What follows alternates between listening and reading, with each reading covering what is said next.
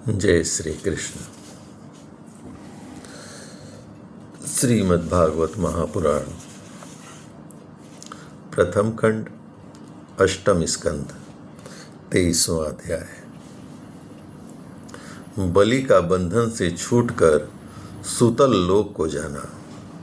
श्री सुखदेव जी कहते हैं, जब सनातन पुरुष भगवान ने इस प्रकार कहा तो साधुओं के आदरणीय महानुभाव दैत्यराज के नेत्रों में आंसू छलक आए। प्रेम के उद्रेक से उनका गला भर आया। वे हाथ जोड़कर गदगद वाणी से भगवान से कहने लगे, प्रभु, मैंने तो आपको पूरा प्रणाम भी नहीं किया, केवल प्रणाम करने मात्र की चेष्टा भर की।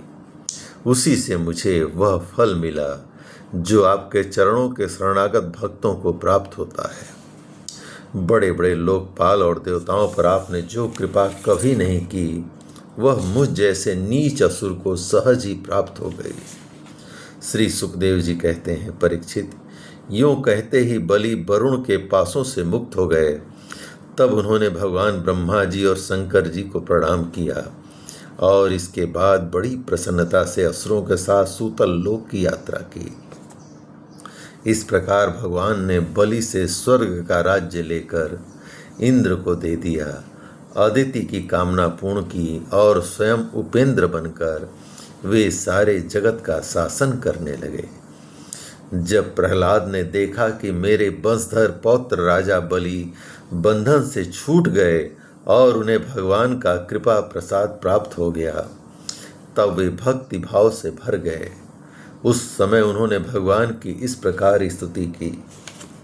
प्रहलाद जी ने कहा, प्रभु, यह कृपा प्रसाद तो कभी ब्रह्मा जी, लक्ष्मी जी और शंकर जी को भी नहीं प्राप्त हुआ, तो दूसरों की बात ही क्या। अहो, विश्वबंध ब्रह्मा आदि भी जिनके चरणों की वंदना करते रहते हैं, वही आप हम असुरों के दुर्गपाल किलेदार हो गए।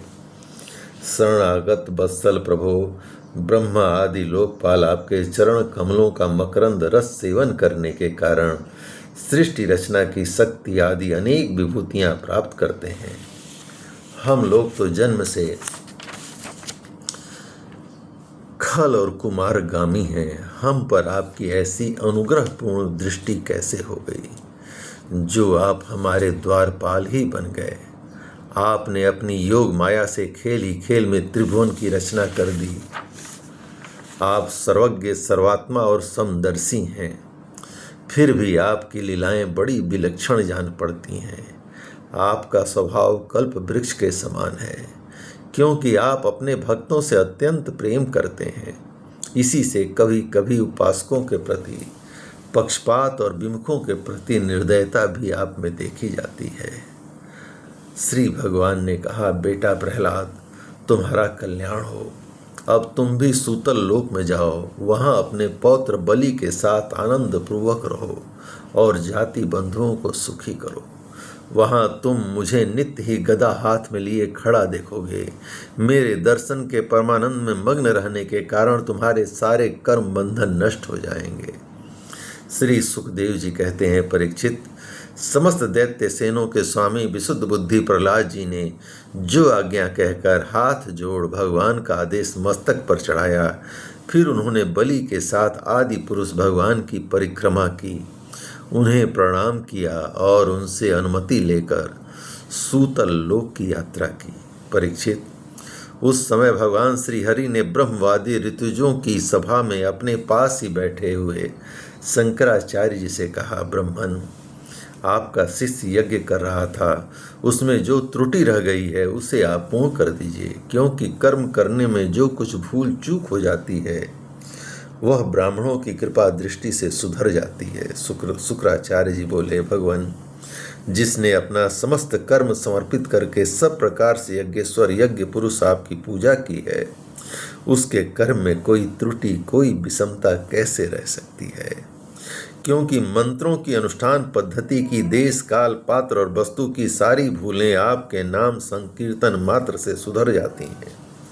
आपका नाम सारी त्रुटियों को पूर्ण कर देता है। तथापि अनंत, जब आप स्वयं कह रहे हैं, तब मैं आपकी आज्ञा का अवश्य पालन करूंगा।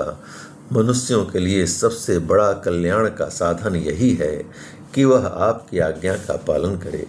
श्री सुखदेव जी कहते हैं, भगवान शुक्राचार्य ने भगवान श्री हरि की यह आज्ञा स्वीकार करके दूसरे ब्रह्मर्षियों के साथ बलि के यज्ञ में जो कमी रह गई थी उसे पूर्ण किया। परीक्षित, इस प्रकार वामन भगवान ने बलि से पृथ्वी की भिक्षा मांगकर अपने बड़े भाई इंद्र को स्वर्ग का राज्य दिया, जिसे उनके शत्रुओं ने छीन लिया था।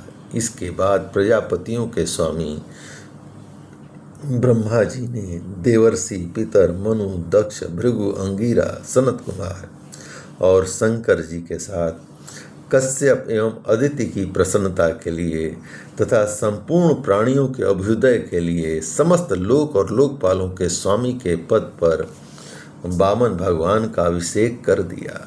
परीक्षित, वेद, समस्त देवता, धर्म, यश, लक्ष्मी, मंगल, व्रत, स्वर्ग और अपवर्ग सबके रक्षक के रूप में सबके परम कल्याण के लिए सर्वशक्तिमान वामन भगवान को उन्होंने उपेंद्र का पद दिया।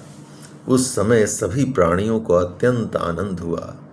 इसके बाद ब्रह्मा जी की अनुमति से लोकपालों के साथ देवराज इंद्र ने वामन भगवान को सबसे आगे विमान पर बैठाया और अपने साथ स्वर्ग लिवा ले गए।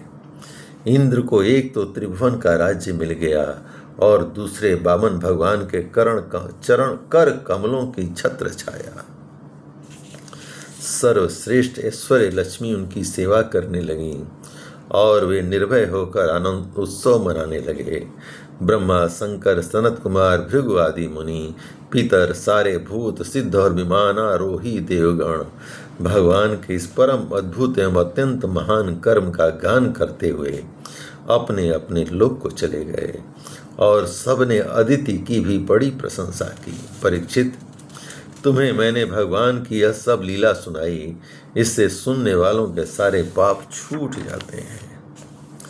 भगवान की लीलाएं अनंत हैं, उनकी महिमा अपार है। जो मनुष्य उसका पार पाना चाहता है वह मानो पृथ्वी के परमाणुओं को गिन डालना चाहता है।